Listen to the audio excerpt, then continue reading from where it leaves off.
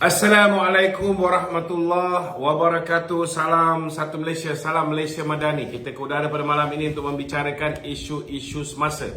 Malam ni saudara, tajuk utama kita ialah berhubung dengan kenyataan yang dikeluarkan oleh bekas Menteri Dalam Negeri yang hari ini sudah menjadi Ketua Pembangkang, Ketua Pembangkang, iaitu Datuk Seri Hamzah Zainuddin.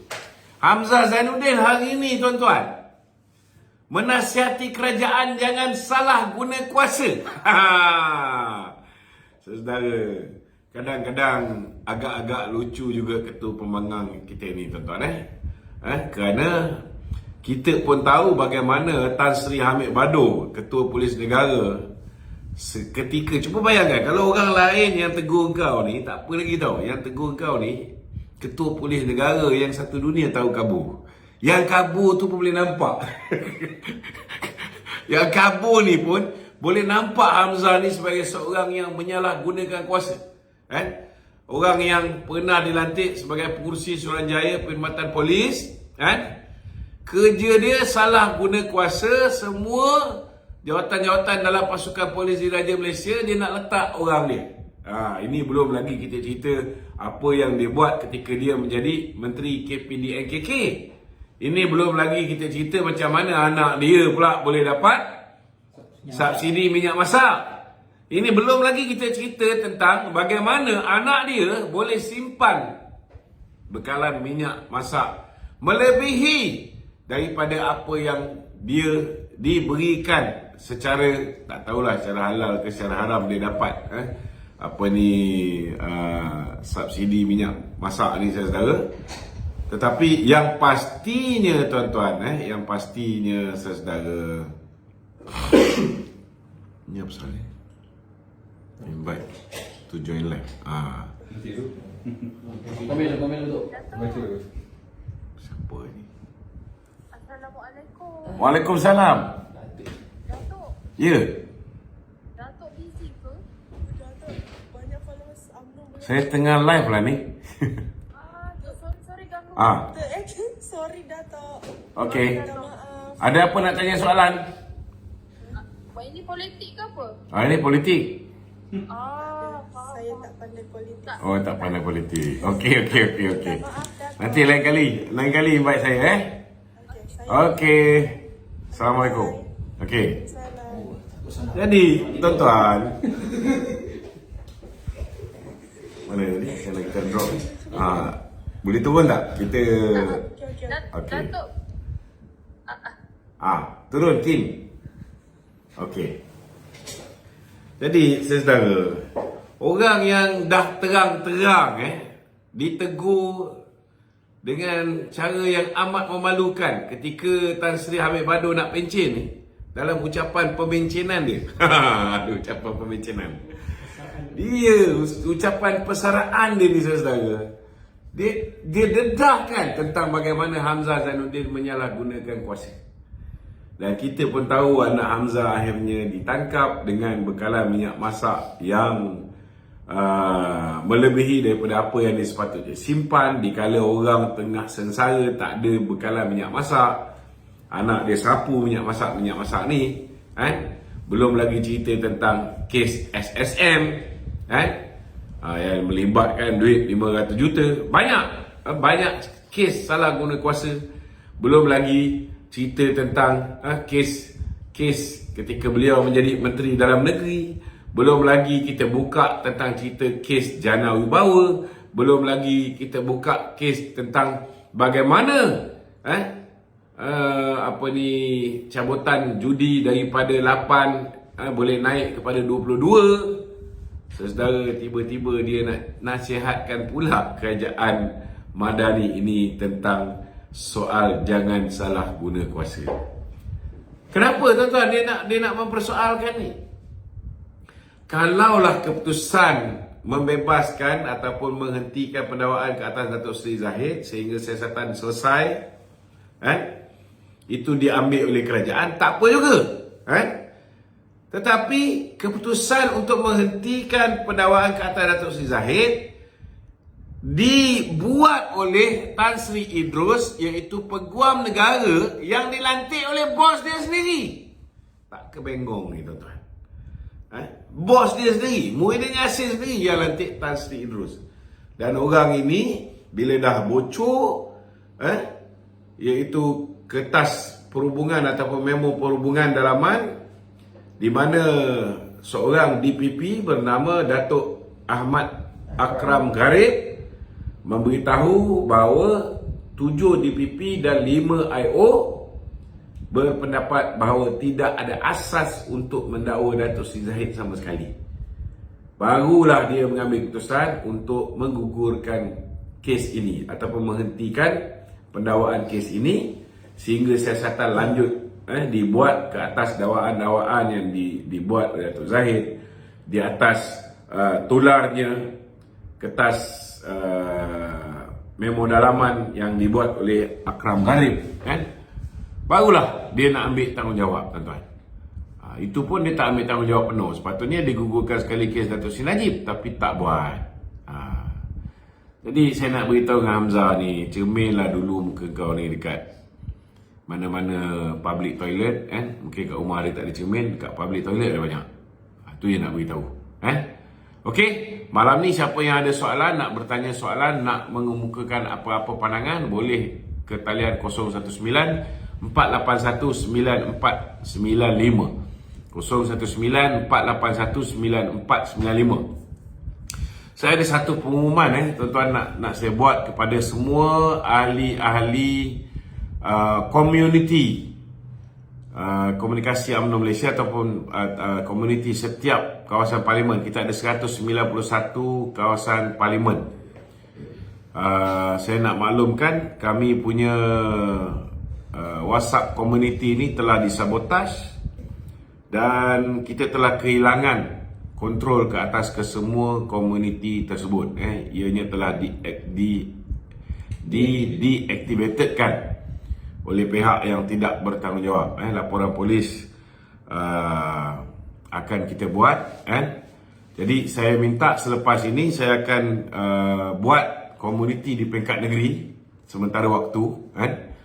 Saya minta sesiapa yang selama hari ini sudah menyertai komuniti-komuniti ini, selepas ni anda tidak akan dapat lagi mesej daripada komuniti tersebut. Jadi selepas ni tolong pergi ke Facebook saya, Lokman Nur Adam Official. Saya akan bagi list komuniti setiap negeri. Tolong join mengikut negeri masing-masing, kerana ada di antara bahan-bahan yang kita hantar tu hanya bersesuaian untuk negeri-negeri tertentu saja. Minta tolong, ajaklah sebuah ramai yang mungkin. Kita buat kerja ni dah lama sebenarnya saudara, tapi terkorban macam tu saja. Kita punya 191 komuniti ini. Okey, kita buka di studio. Okey Dok, ramai yang minta Tok komen berkenaan dengan RZ member 5.0 yang baru ni Dok kan. Apa Lepas lagi? tu ada RZ member ni, ada segelintir peserta yang join ni sampai menyalahkan kerajaan ni, mengatakan PMX, Anthony Lok dan Saifuddin ni sengaja nak balas dendam terhadap mereka ni Dok. Apa dosa yang geng RZ ni dah buat pada kerajaan ni sehingga kerajaan nak buat demikian? Kita nak bercakap tu gunalah otak. Minta maaf cakap lah. Saya kalau nak bercakap, saya akan suruh dia orang ni gunakan otak. Berfikir dengan waras. Yang menghadiri program RZ ni 60,000 lebih orang. Tapi kenapa saya pun baca juga yang kena saman yang kena saman kerana tak ada lesen memandu 39 orang je. Yang kena saman kerana plate nombor fancy 103 orang je. Yang kena saman kerana tak ada side mirror. Side mirror ni nak membahayakan nyawa kau orang juga. Cuma 146 orang. Yang kena saman kerana ubah suai exhaust 4 orang je. Maknanya kalau kira jumlah kesalahan ni tak sampai pun 300 orang. Daripada 60,000 orang, saya rasa kalau saya lah yang pergi ikut pasukan polis tu ataupun ikut pasukan JPJ tu, betul-betul pergi tahan pukat, kurang-kurang 20,000 ada yang kena saman ni. Betul tak? Jadi bagi saya, pakailah otak sikit. Janganlah tuduh kerajaan. Tak pasal-pasal nak menganiaya. Saya nak beritahu, okey, pertama sekali, geng-geng motor ni, 2 hari bulan lagi. Program ni 8 hingga 9, kan? Tapi 2 hari bulan, pihak polis dah beritahu kita akan buat, PJ dah beritahu kita akan buat roadblock, besar-besaran, operasi. Jadi kalau dah tahu akan ada operasi, maknanya kalau nak juga pergi, tolonglah pastikan motosikal kita berada dalam keadaan baik. Kalau side mirror pun tak ada, kau jalan jauh membahayakan nyawa korang juga. Betul tak? Yang kedua, kalau nombor plate tu fancy, tukarlah, standby lah. Aku pun minat juga nombor plate fancy ni. Tapi kalau dah tahu, orang dah buat announcement, kita nak buat operasi besar-besaran, standby lah nombor plate yang betul. Kalaupun kau ni, setiap kita punya motor ni, aku pun bikers juga tuan-tuan, kan ada screwdriver, kan? Bila time jumpa roadblock tu, kau buka, kau pasang lah. Janganlah bingai sangat. Betul tak? Pandai-pandai lah. Polis pun cakap boleh buat program tu, tak ada masalah. JPJ pun tak ada masalah. Tetapi ikut peraturan. Kalau tak sampai 300 orang daripada 60,000 orang, kena tahan. Janganlah nak salahkan Menteri Pengangkutan lah, nak salahkan Menteri KDN pun kena dipersalahkan. Logiklah sikit. PMX yang tak ada kena-mena. PMX dijemput sebenarnya oleh pihak penganjur, tapi kebetulan pada ketika itu dia ada program di Johor, dia tak dapat hadir. Jadi janganlah kita akhirnya menjadi macam geng PAS, kan? Kalau geng PAS ni memang kerja dia fitnah aja dulu, fikir kemudian. Lepas tu bila kena saman, dia minta maaf, kan? Lepas tu dia buat balik. Itu masalah dia. Jadi jangan kita jadi macam geng PAS. Jadi geng PAS lagi baik. Tapi tu ada ketua pembangkang negeri Perak ni, dia simpati. Ketua kali PAS lah. Dia simpati. Biasalah bila berlakunya benda-benda macam ni, pasti akan ada orang yang menangguk di air yang keruh. Apatah lagi RZ ni yang hadir ni 60,000 orang, bukan sikit. Betul tak? Jadi kalau kita ni bersifat populis, kita nak konon-kononnya memperjuangkan nasib rider RZ ni, boleh je, aku pun boleh mempertahankan benda yang batil yang dibuat oleh puak-puak ni. Betul tak? Tapi kita kena rasional lah. Kalau tak betul, kita kena terima hakikat kalau kita diambil tindakan. Lagipun dah dia buat announcement, dibuat pengumuman akan ada operasi besar-besaran. Dah tahu depan tu, macam contohlah kita ada kamera AES, sebelum kamera AES ni dia dah pasang signboard kamera di hadapan. Depan lagi satu, kamera di hadapan. Kau bawa laju juga. Depan lagi satu, kamera di hadapan. Ditekan lagi. Lepas tu ada yang Superman. Kalau kamera tangkap kita, kena saman, kena bayar 300. Memang perit kena bayar 300 ni. Tapi yang kau bodoh sangat, kau bawa laju juga, macam mana? Takkanlah kau nak salahkan kerajaan juga. Kenapa kita buat AES tu? Sebab kawasan tu kawasan bahaya, kawasan kemalangan, kan? Mungkin dah tiba masanya kerajaan pertimbangkan, kan? Dekat signboard tu tulis, kan, ada kamera ke hadapan lah, bodoh. Mungkin kalau ada letak situ perkataan macam tu, baru dia orang tersentak, kan? Dia orang tak boleh dipanggil bodoh ni, kan? Panggil bangang kepala bapak kau, kan? Okey, tak ada masalah. Bodoh tak boleh, sensitif. Okey. Okey, tu mungkin tu boleh nasihat sebab ada yang sampai memainkan isu 3R ni tu. Pasal RZ ni dia mainkan isu 3R.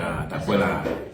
Bagi kita simple je, kalau nak main isu 3R, korang main lah. Tapi kalau korang nanti kena panggil dengan pihak polis, kan? Jangan salahkan pihak polis. Memang itu tanggungjawab pihak polis. Kan? Janganlah kememeng macam Abang Nusi dekat sana, baru kena tahan pukul 3 pagi, kan? Tahan beberapa jam, terus pergi dakwa, dah merengek macam bayi baru lahir. Kan? Ada orang kan? Ada ramai. Jadi untuk 5 dah. Ambil 2 dulu tu. ada yang semua. Tak apalah, ambil je lah semua. Kan nanti ada kecil hati pula. Budak rezek. Ambil je. Dah rezek dengan mai. Budak RZ ada, budak RZ. Mari kita luahkan perasaan di sini. Kalau tadi pun dia ada buat live tu, ada juga yang peserta yang setuju. Dia cakap ni bukan salah orang lain, salah sendiri. Salah sendiri. Dan tentu kita lagi tahu motor kita tu apa benda yang masalah. Kan? Apa salah kau orang? Okey, silakan Fauzuddin. Assalamualaikum Datuk. Waalaikumsalam.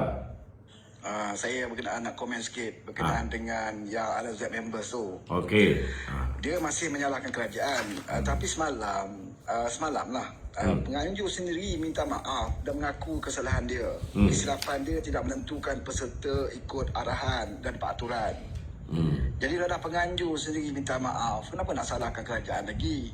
Kenapa nak salahkan pihak polis? Sebenarnya penganjur pun tak patut minta maaf. Sebabnya penganjur kerja dia menganjurkan program. Tetapi orang yang naik motosikal tu, dia patutnya tahu apa masalah motosikal dia. Kalau nombor plate fancy ke, dia tak ada lesen ke, kan? Dia tak ada side mirror ke, itu bukan masalah penganjur. Tuan punya badan, tuan punya motor tu yang patut kena fikir, kan? Penunggang tu. Satu lagi, apa yang kerajaan buat tu saya rasa untuk jaga keselamatan anak-anak juga. Yalah. Kalau dia tak ada lesen motor, jatuh, isu dia mati katak je. Mati kata. Tak tahulah kalau bagi Tapi yalah, masalah sekarang ni kita ada banyak ahli parlimen yang boleh digelar sebagai katak, kan? Jadi orang tak kisah kau mati katak ni. Tak tahulah kalau orang-orang boleh mati syahid. Walaupun begitulah dia, kan? Lepas tu dekat kubur dia letak minyak wangi macam apa ni, Memali punya bangsa. Lepas tu dia kata ni semua mati syahid. Okey, itu dia tu. Okey, Din. Alright, saya anak Malaysia, silakan. Assalamualaikum Datuk. Waalaikumsalam. Terlebih dahulu tahniah Presiden dilepaskan. Aku pula Kedua, tanya ni. dengan apa cerita dengan IJ ni, Isham Jalil ni. Kenapa dengan dia? Dia ni bila dia nak kena keluar dia daripada UMNO ni. Hai. Orang-orang jenis ni Datuk. Kita belum setakat ni, kita belum pernah lagi lah kita buang orang yang berbeza pendapat. Dan belum lagi ada sejarah kita buang orang yang gila pun tak ada lagi, kan? Saya rasa beliau ni sengaja melakukan provokasi supaya kita memecat dia. Saya nampak dah nampak tanda-tanda dia mencari jalan keluar daripada UMNO ni, kan? Cuma kita nak beritahu lah, UMNO ni bukan bodoh lah, kan? Kita takkan bagi apa yang dia nak. Itu je kita nak beritahu, kan? Kita mengatakan bahawa dia akan dipecat 13 hari bulan besok ni adalah satu fitnah. Saya dah tanya dengan Jawatan Kuasa Disiplin Parti, tidak ada sebarang laporan disiplin yang boleh dibuat, yang telah dibuat ke atas dia. Tetapi kenyataan dia hari ini jelas bercanggah dengan konsensus parti dan melanggar disiplin parti. Kalau adalah orang nak buat laporan disiplin, ialah selepas apa yang berlaku hari ini, kenyataan dia terhadap Susah Agung DAP, kan? Dia menuduh konon-kononnya UMNO ni tunduk dengan polisi Malaysia. UMNO nak buang hak istimewa Melayu. Itu dah melampau sangat lah, bagi saya terlalu melampau lah. Baik. Ya. So Datuk, lagi satu lah, hari ni kita dapat juara spin negara lagi satu lah, iaitu wanita lah. Juara spin negara wanita iaitu Naga Tua. Juara apa? Juara spin negara. Tadi Datuk dah perasan wacana Ratu Naga dengan Ratu Badak. Kita dah tahu lama dah Ratu Badak ni. dia tu dah jadi juara spin Tapi negara. itulah, Datuk diberilah satu hadiah kat dia. Itulah kualiti orang-orang yang dijemput oleh kawan kita tu. Dia jago kampung aja Datuk. Dia takat TikTok aja, takat live TV ni dia tak boleh lah. Anyway Datuk, tadi Datuk ada cakap tentang community WhatsApp tu. Ya. Kebetulan saya nak minta kebenaran Datuk lah. Boleh saya add Datuk dalam grup WhatsApp kami TikTokers PHBN. Kami ada satu Boleh, grup boleh. juga. Kalau nak add saya, add di nombor 0138387038. 01 Okey. 38387038. Add lah saya. Grup keluarga ke, grup komuniti ke, grup apa benda ke, kan? Okey. Jadi kita Okey, nanti setiap hari akan hantar berita kat situ. Alright, terima kasih Datuk. Okey. Itu sajalah Datuk. Alright, terima Tapi kasih. sebaik-baiknya join komuniti kita. Sebab bila join komuniti ni, anda akan dapat semua video-video kami. Tak ada Saya dah sensor. join dah Datuk. Telegram saya dah join, community Perlis, Selangor, Yes. semua saya dah join dah.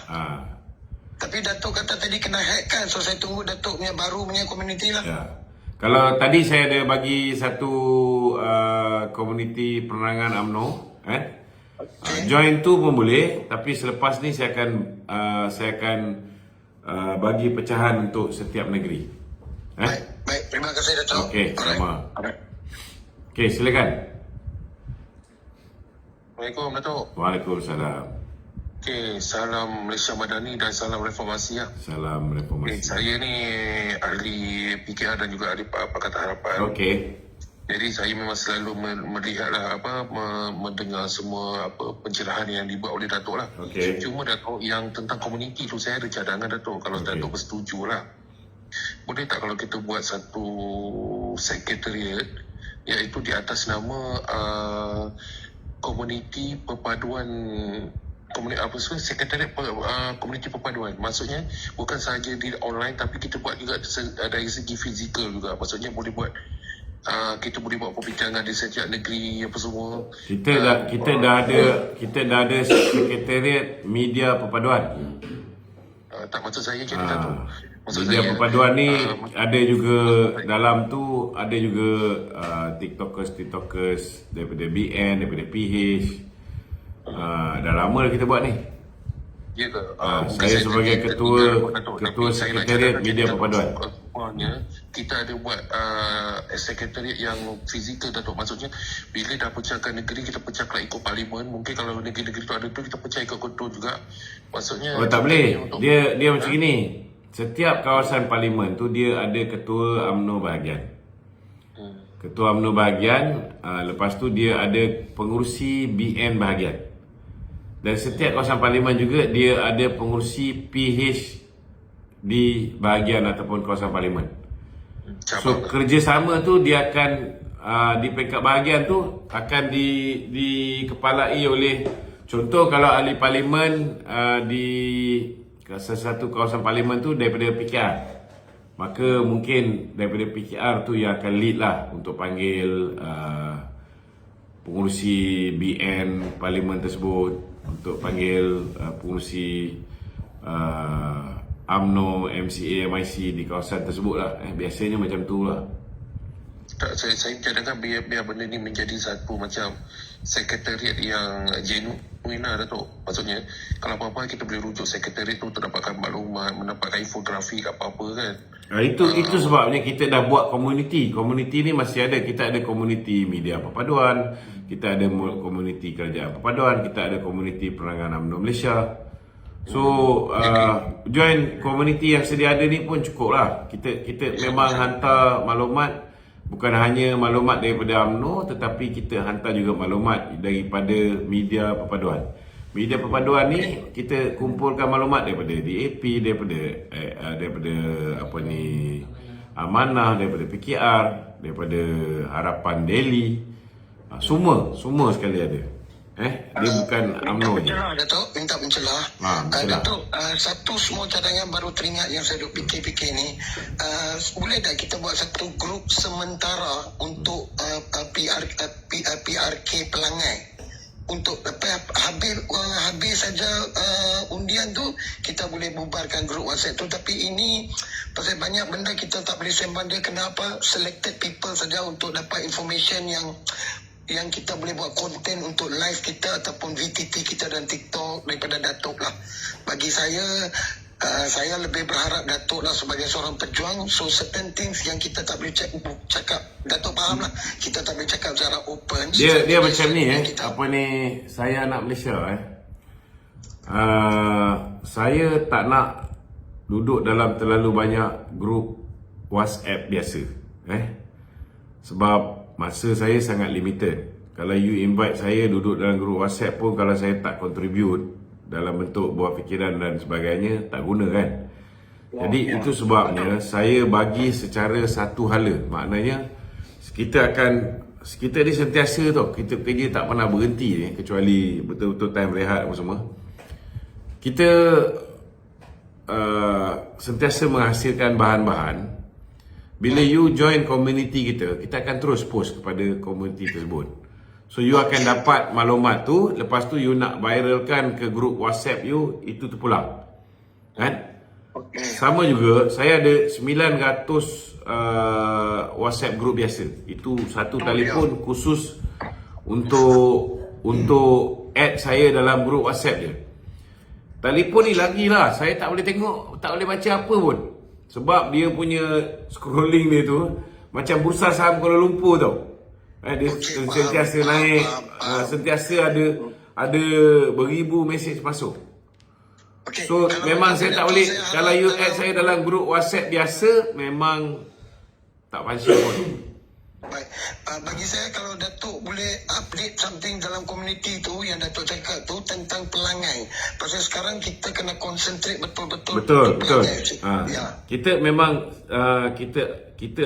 kita akan update setiap hari berhubung dengan isu yang berlega sepanjang hari tu. Memang kita akan update kan. So apatah lagi kalau berhadapan dengan pelangai tu, memanglah kita akan bagi maklumat tambahan berkaitan dengan pelangai. Memang kita akan bagi. Saya nak biar satu maklumat tu daripada satu command center tu. Memanglah ini command center lah ni. Sebab apa minta maaf lah. Sebab saya nak, tujuan saya mencadangkan adalah kita nak mengukuhkan lagi ikatan kita dalam kerajaan perpaduan. Termasuk Pakatan Harapan, Barisan Nasional, GPS, GRS kan. Jadi bila kita ada satu command center hak tu, jadi benda tu je. Contohlah macam hari ni kan isunya Ratu Naga digelarkan Ratu Apple Masam kan. Oleh siapa tadi saya anak manusia, saya lupa dah.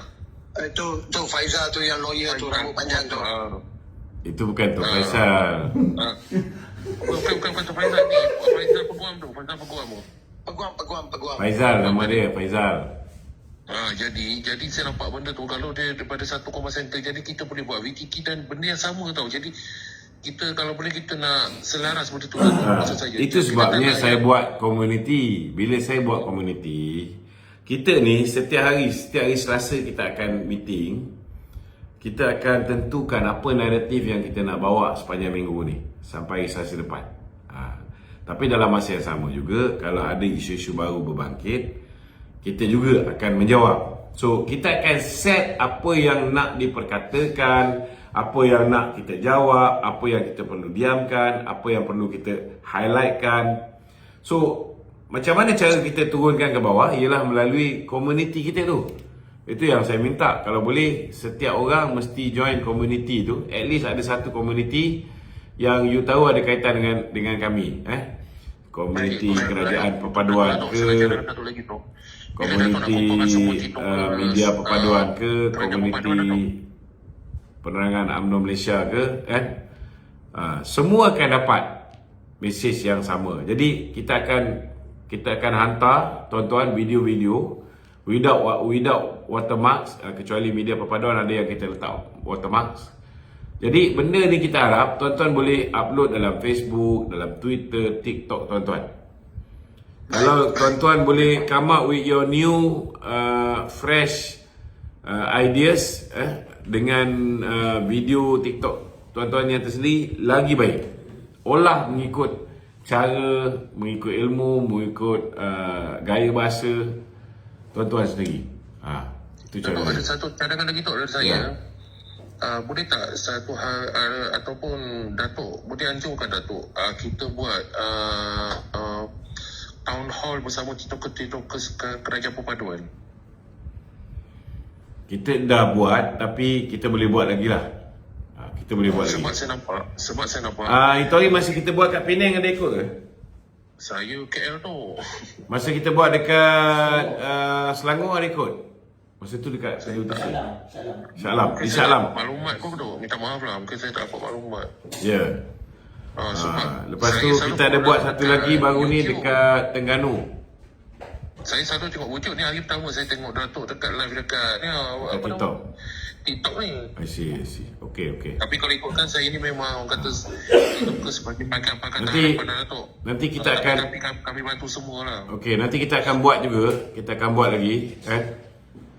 InsyaAllah lah lepas ni nanti kita akan wawarkan supaya anda semua boleh sertai sama lah. Sebab kebanyakan daripada bila kita buat dekat peringkat negeri tu, kita akan minta penerangan UMNO di peringkat negeri tu yang mencari kita punya peserta. Lepas tu penerangan PKR akan cari peserta, penerangan DAP akan cari peserta, penerangan amanah juga akan cari peserta. Kita akan guna saluran parti. Tapi ada kalanya kalau kami buat di peringkat pusat, saya jemput umum. Maknanya semua TikTokers yang mana dapat berita kita buat program datang je. Tak ada masalah. Kita tak rigid sangat dengan parti. Okey? Okey. Terima kasih banyak. Alright, sama. Cahaya Mentari Senja. Panjang nama. Assalamualaikum warahmatullahi wabarakatuh. Waalaikumsalam. Saya cuma nak bertanya lah tu. Okey. Selepas PRN ni, kita tak buat postmortem ke tu? Mana Dah banyak kali dah kita buat postmortem. kan ketua bahagian dia yang kalah kan. Maksud saya macam tu lah. Maksud saya macam tu sebab ini tempat. Ada. Kita ada buat postmortem. Memang banyak isu. Banyak isu. Siapa yang mendengung? Saya ni masalah dia kita keluar dan kita tak sampai kita bagian. Itu masalah dia. Mendengung Minta pengurusan tertinggi Suami je, berdengung. Okey. Yang tadi yang mendengung tu saya terpaksa remove. Okey, pokok sana silakan. Okey, Assalamualaikum warahmatullahi Waalaikumsalam. wabarakatuh. Okey, kita tengok apa yang berlaku dalam masa terdekat ini. Dia pelbagai isu yang kita hadapi, antaranya isu-isu berkaitan dengan Syed Saddiq, berkaitan dengan apa yang dikatakan sebagai usaha-usaha terbaru daripada kerajaan Perikatan Nasional untuk menjatuhkan kerajaan perpaduan. Dan kita nampak usaha yang kita buat ni adalah gembeling bersama di antara kerajaan perpaduan merentas parti. Tapi apa yang saya nak cadang kepada Datuk, sama seperti yang sahabat saya Bob cadang tadi. Yang pertama, kita lebih perlu untuk mengumpulkan data dan kaedah-kaedah sebenarnya dalam penyampaian, kerana kita tengok kebanyakan dalam TikToker kita ni, kadang-kadang kita perlu knowledgekan mereka untuk supaya bila menghadapi isu-isu besar ini, kita dapat menangani dan dapat memberi penerangan yang lebih nampak komprehensif lah untuk rakyat bawah memahami. Ini benda yang perlu kita tengok, sebab kita tengok bila timbul satu isu, contohnya pada 16 hari bulan dia orang nak buat. Sebab kita yang mempunyai knowledge ataupun konteks ni kita ada maklumat. Tetapi pada TikTokers dan untuk penerangan kepada rakyat ni, kadang-kadang benda ni kita tak dapat menyampaikan. Rakyat yang bawah tu, contoh-contoh orang yang atas pagar ni, kadang-kadang dia tengok kepada apa yang menjadi masalah sebenarnya dalam kaedah penyampaian kita. Saya nampak dan saya mengharapkan, saya yakin sangat-sangat dekat Datuk bahawa sebagai orang yang terlibat secara langsung dalam penerangan dalam program Barisan Nasional dan juga UMNO, kita harap juga benda ni dapat disatukan supaya kami ni bila dapat isu je, tackle isu adalah satu benda yang perlu dibuat, kerana kita tak nak isu ni berlarutan 2-3 hari. Kita nak benda ni dilakukan, contoh macam KFC baru ni. So kita dapat tackle sekejap aja.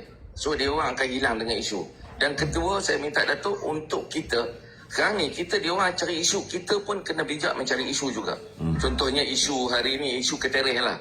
Selain daripada wakil rakyat yang dia merayu-rayu tak ada duit nak belanja tu, dan memalukan lah sebenarnya. Bila time nak menang pilihan raya, dia ada pula duit nak bagi rasuah kepada pengundi kan.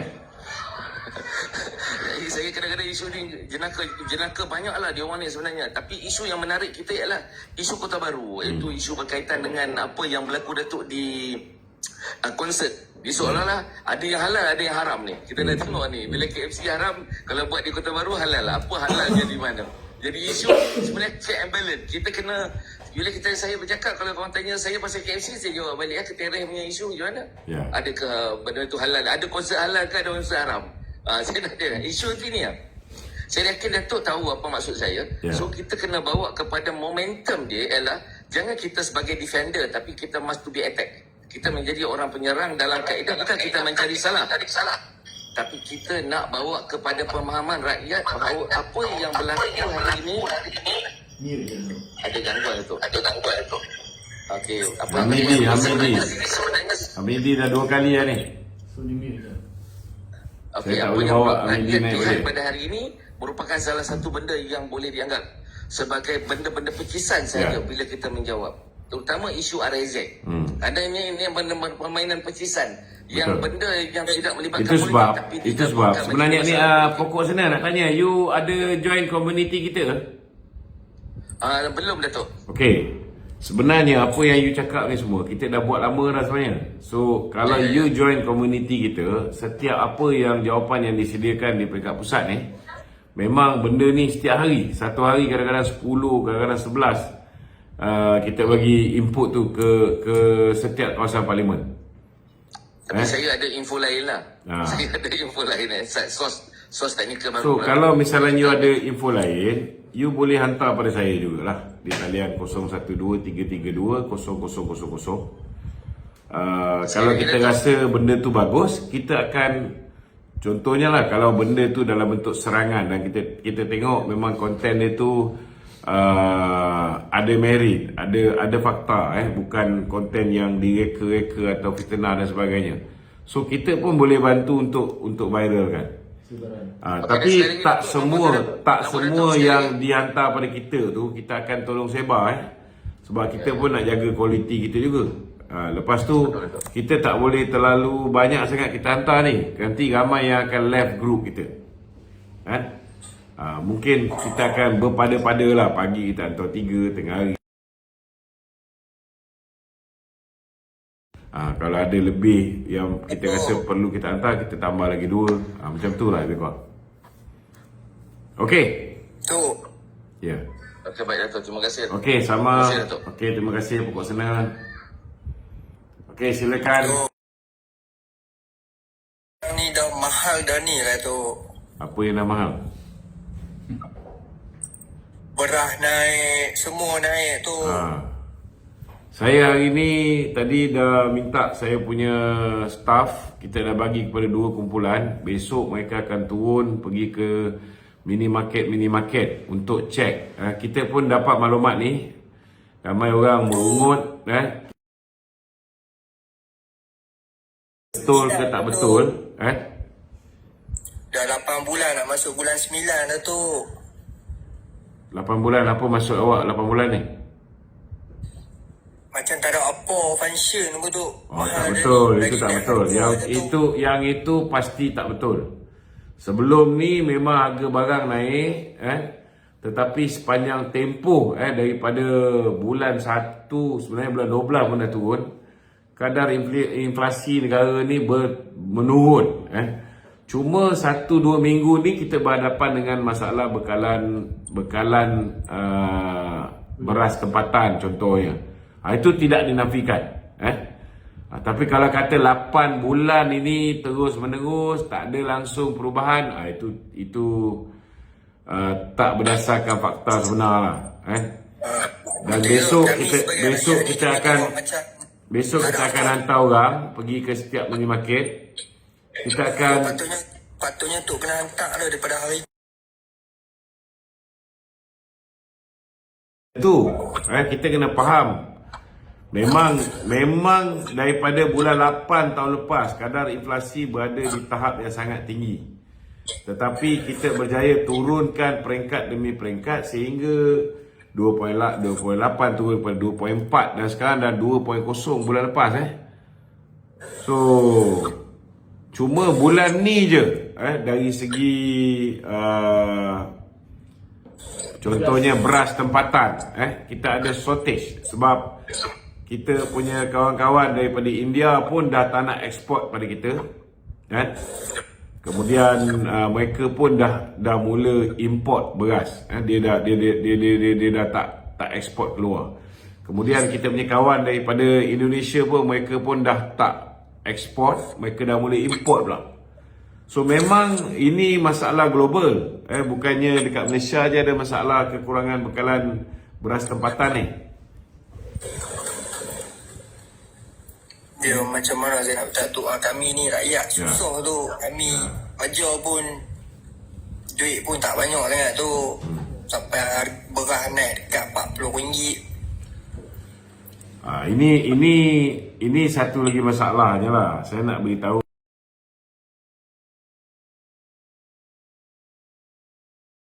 duk telefon sepanjang masa ni. Bila time kita buat live ni tak payah telefon kan.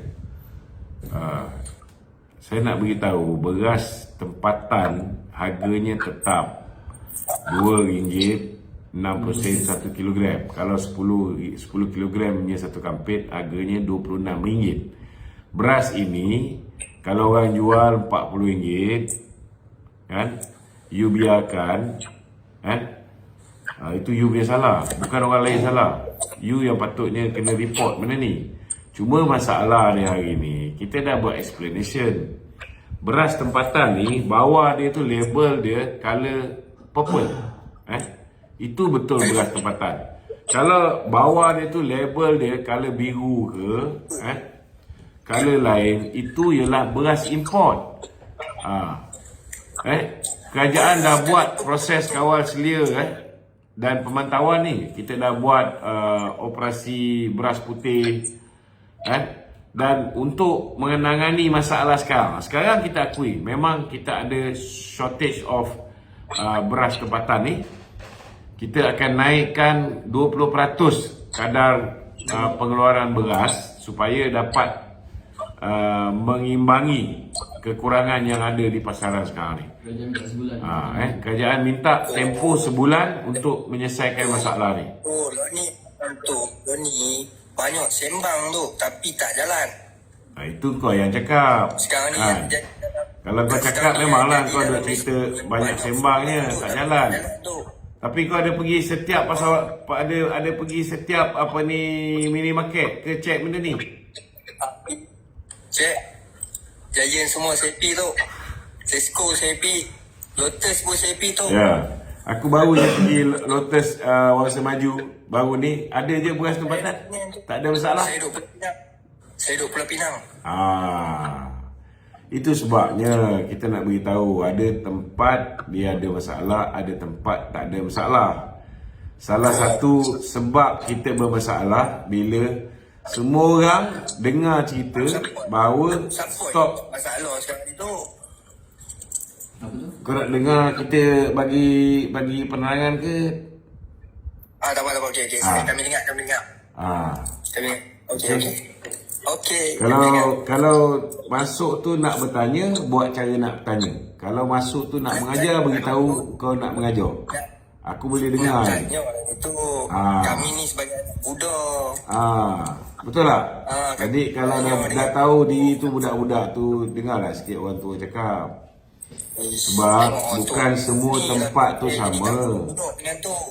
Bukan semua tempat tu sama. Ada tempat ada stok, ada tempat tak ada stok. Salah satu punca stok ni bermasalah bila ada setengah orang dia tahu bekalan beras ni ada masalah.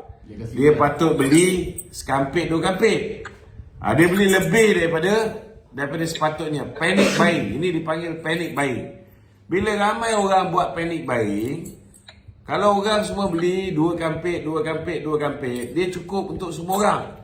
Tapi kalau dah satu orang beli, dia hantar bini dia beli 2 kampit. Lepas tu anak dia pergi beli lagi 2 kampit. Dia pula beli lagi 2 kampit. Anak seorang lagi pergi beli 2 kampit. Satu keluarga sampai 10 kampit. Maka dia akan menafikan hak 5 keluarga. Ini kena faham. Ini juga salah satu punca kenapa stok berkurangan. Selain daripada hari ni stok kita di India memang dia tak bagi ekspor keluar. Indonesia pun dah tak ekspor keluar. Kami bukan apa tu, kami takut jadi macam dekat Indonesia saja. Tu tengok sekarang ni apa jadi kat Indonesia. Apa jadi kat Indonesia? Tak tahu lah tu takkan tu tak tengok ke sejarah. Aku tanya dengan kau cakap tadi jangan sampai jadi kat Indonesia. Aku minggu lepas baru pergi Indonesia. Okey je? Kan? Okey tak apa lah. Kau pun jangan sampai jadi kat Thailand. Kau tahu apa jadi kat Thailand tak? Tahu? Apa? Makan semua okey. Dekat Thailand beras dia jual lagi mahal nak mampus. 5 kilo sampai RM18. Okey lah, Dik. Makan okey je tu. Kau makan okey? Okey, tadi macam nak mampus sangat kan? Sekarang ni dekat. Tiba-tiba okey. Okey lah. Kau nak merapu kau pergi merapu seorang-seorang. Bagi orang lain pula nak cakap Okey. Asal. Okey, terima kasih. Aduh. Cakap macam dah nak mati sangat. Ada soalan di studio ke? Ada soalan studio tu. Cakap macam dah nak mati sangat. Okey. Zaim. Waalaikumsalam. Ini double tu. Ini boleh tapi tutup lah live tu. Tapi dia bukan tutup live, dia tengok kan. Dia tengok live. Dia berulang-ulang cakap aku ni pasal apa? Double.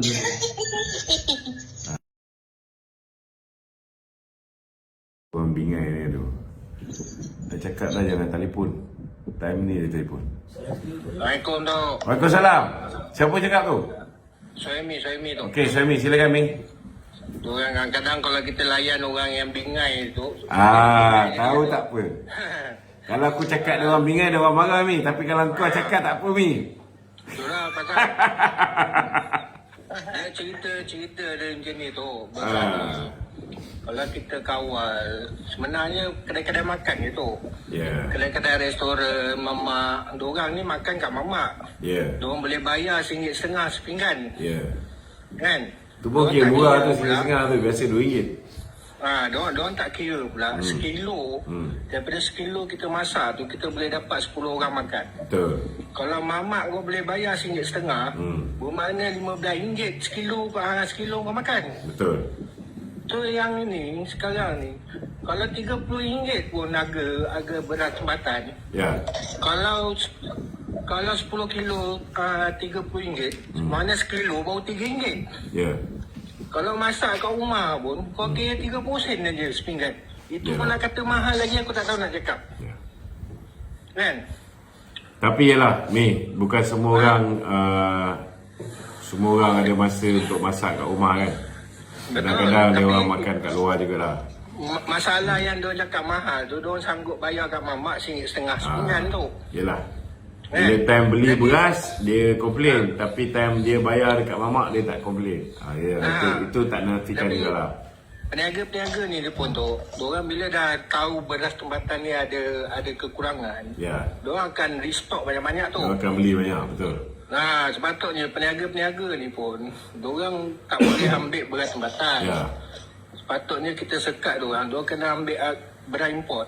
Sebab diorang niaga beras import pun, diorang masih still dapat untung. Sebab sekarang ni, tak ada gerai makan yang RM1.50 ke bawah. RM1 tak ada nasi. Biasa RM2. RM2.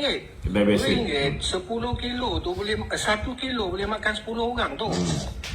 Jadi dekat situ aja, diorang dah dapat berapa untuk 10 kilo tu?